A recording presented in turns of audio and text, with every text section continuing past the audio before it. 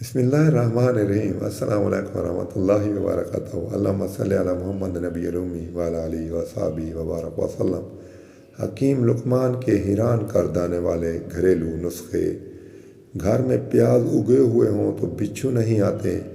घर में भिंडी की सब्ज़ी लगी हो तो टड्डी दल नहीं आती। घर में लीमू का पौधा उगा हुआ हो तो मच्छर नहीं आते। घर में पुदीना और धनिया लगा हो तो छिपकलियाँ नहीं आती। घर में झाड़ू खड़ा करके रखो तो कौवे नहीं आते।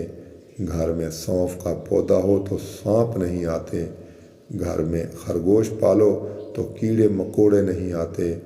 घर में गुलहरी हो तो लाल बेग बाहर चली जाती है। घर में शहतूत का दरख्त हो तो सीवी नहीं लगती। घर में कीकर का दरख्त हो तो एलर्जी की बीमारी नहीं लगती।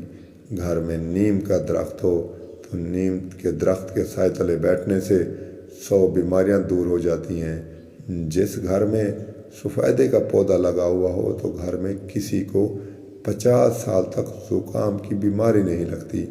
जिस घर में मुर्गियां होती हैं वहाँ लकड़ियों को लगने वाली सीवी नहीं होती।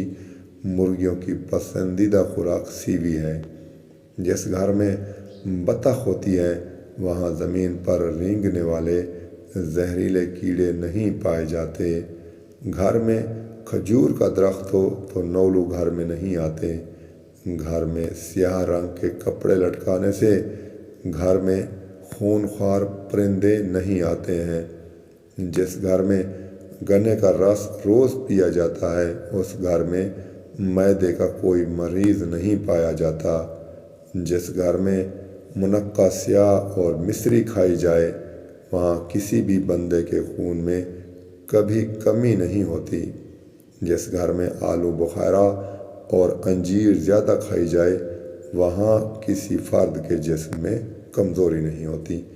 आपसे इजाज़त चाहता हूँ इसी अपील के साथ कि अपने इर्द गिर्द के गरीब मजबूर लाचार लोगों की मदद करते रहें। अगर आप साहिब इस्तिताअत हैं तो अल्लाह आप सबका हामी व नासिर हो।